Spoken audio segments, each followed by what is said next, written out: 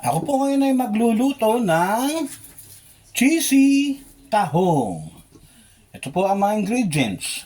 Kuha lang po kayo ng sibuyas. Siyempre, gagayatin nyo.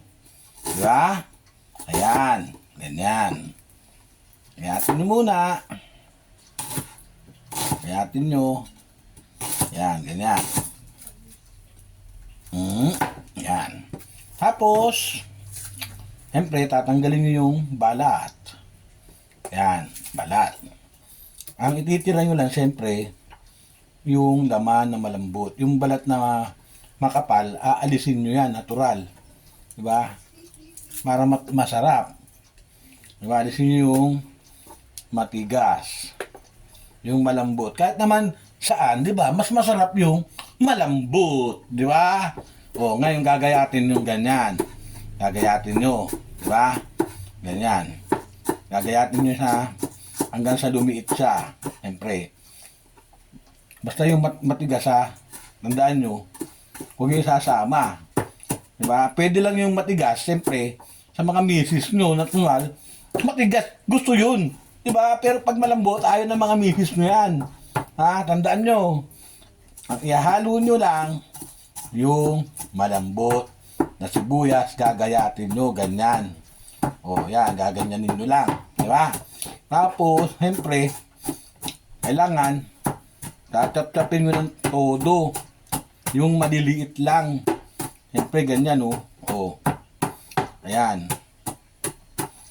Para huwag kayong maluha, dapat nakasalamin kayo. Diba? Kasi nakakaluha yan. Pag dinurog nyo yan, pag ginawa nyo maliliit yan, siyempre, maluluha kayo dyan. Yan, o. Kaya wag nyong hahayaan maluha kayo.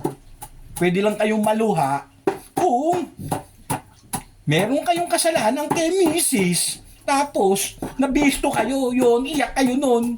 Diba? O, pero pag wala naman kayong kasalanan ginagawa kay misis, ba't naman kayo iyak? Diba? O, hindi kayo maluluha. Ganyan lang, o. Ayan, o, di medyo okay na. Diba? Pag ito, hinalo mo to, siyempre, durog na yan. O, diba? O, masarap na yan, ihalo sa cheesy tahong. Aalisin nyo lang yung balat na matigas. Ayan. Isang buong sibuyas yan. Ha? Ayan. Yun ang ganyan. Kailangan, pag kinain nyo yan, talagang nahalo sa cheese. Yan. Ayan. Ngayon, kukuha naman tayo ng bawang. Kaya kukuha ako ng lalagyan. Lalagay natin to sa lalagyan. Kumuha lang ako ng lalagyan. Lalagay natin dito yan. Yan. Yan na. Ito na. Ayan. Ha? Ginayat. Ngayon, ito naman bawang. Yung bawang, konti lang. Kalahati lang. Huwag lahat. Kalahating bawang lang. Yan. Tanggalin nyo lang yung ano. Siyempre yung balat, tatanggalin nyo. Ganyan lang pagtanggal ng balat para madali. Yan. Lisin nyo lang. Ganyan. Siyempre, titira nyo lang yung laman. Yan, o. Pero mas gusto ko maraming bawang. Pero siyempre, baka sumobra naman yung ibang kakain. Ayaw naman ng ganun, di ba? O, ganyan. Siyempre, para madali, ma-chop-chop, pipisain mo. Ganun. Yan. Yan, ganyan. Pipisain mo yan. Ayan, ganyan lang. O, diba? Kita nyo. Yan. Pagpisa na yan, tanggalin nyo ngayon yung balat. Madaling tanggalin pagpisa na. Diba? O, yan. Pisa na. Tanggalin natin yung balat. Bago natin chachap-sapin. Diba? Ayan. Kita nyo ha. O, ayan. Matitira lang dyan, syempre, yung laman. Madali siyang chap-chapin. Diba? O. Ayan na. Tanggal na lahat. O. Ayan. Ngayon, chap-chapin na natin yan.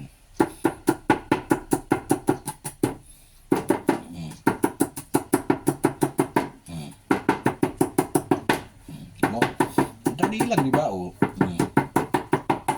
Ayan, tapos gagaling nyo. So,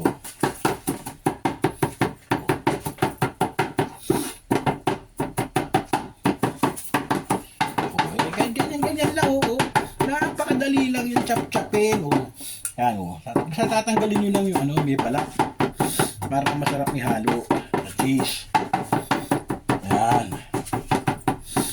Pag talagang chop-chop na siya, siyempre, kuha kayo ng ilalagyan. Uli. Yan. Kuha kayo ng lalagyan. Yan na. Diba? Tapos na. Dito na. Ayan, oh. Diba? Ngayon, prepare na natin yung ibang ingredients. Siyempre, merong ano yan. Merong asin. Siyempre, may asin. Kukuha ko ng asin. Kunti lang yan. Asin, tsaka paminta. Ayan, pepper. Ayan, pepper. Kuha tayo ng pepper. Asan na yung pepper? Ito. Yan, pepper. At saka, asin. Ayan, kita nyo. Diba? Ngayon, pag na-prepare na lahat, siyempre, papakuluan nyo muna yung tahong. Yung tahong, ito 1 kilo lang to. Pero yung sabaw, ginawa ko lang kalahati lang ng cup, ng baso pala. Yan, sisindihan ko na yan. Ito na, makikita nyo. Ayan. Ayan. Ayan na. Ano lang yan? Sandali lang yan. Ito na yung mga ingredients niya. Ayan. Nakita nyo, asin, pepper, garlic, and onion. Ayan, di ba? Kita nyo na. Ito, ano lang to? Siguro, mga 5 to 8 minutes lang yan. Pwede na. Orasan ngayon natin. Siyempre, kita nyo naman, minurasan ko. Kailangan, siyempre, tatakpan. Di ba? Kaya kukunin ko yung pantakip. Kailangan tatakpan yan eh. Ayan, tinakpan ko na. Ayan, hintayin lang natin yung kahit 5 minutes lang. Pwede na yan, di ba? Oh. Ngayon, siyempre, pag yan, bumuka na yan, after 5 minutes, kukuha na tayo ng, siyempre, yung, ito, pan, ito. Ito kailangan to eh. Yan, kailangan yan. Yan. Kasi dito, sa pan na to, maglalagay ka ng butter, tapos, ilalagay mo yung garlic, tapos, yung onion, diba? O, tsaka mo, igigisa yung tahong na mayroong sabaw. O, pag luto na siya, lagyan mo lang ng pepper na konti, yun, ayos na. Ngayon, kukunin mo yung tahong mismo yung meat na tahong. Ayan.